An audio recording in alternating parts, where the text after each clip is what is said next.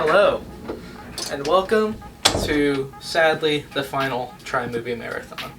For this week's Tri-Movie Marathon, the theme is animated movies.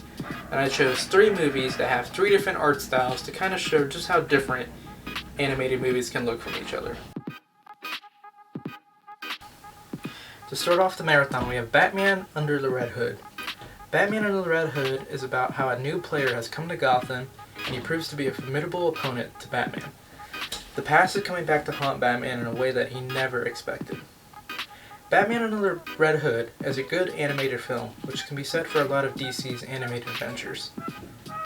It explores the darker side or the more adult themes behind Batman, so it's not necessarily something that's aimed at kids, especially when you see some of the action. Batman Under the Red Hood is a great movie, has some great story around it, and it's actually some of the best Batman material I've ever seen, whether it's live action or animated, games or comic books even. So for those reasons, Batman Under the Red Hood earns itself an 8 on the scale. Next up on the list we have Wally. Wally is a movie about a small robot who lives on a future version of Earth that is deserted.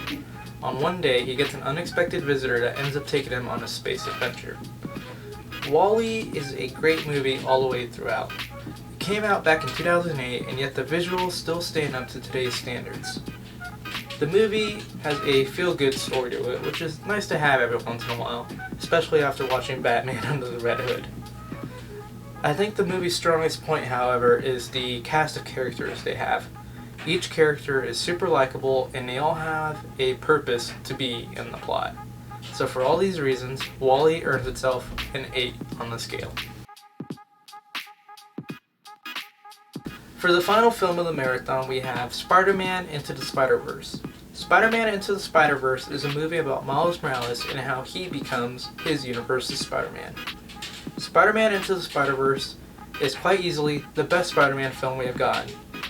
And that's saying something, considering in the past 20 years we have had 3 different variations of Spider-Man.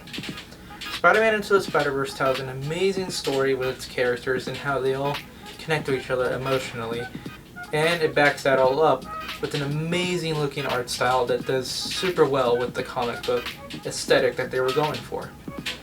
The action is fun, it's choreographed very nicely, and it's just really good to see. The soundtrack is something that I feel like really sets the movie apart. Each song that is used in the soundtrack fits into each scene perfectly, and for some of those scenes, even elevates them to be iconic.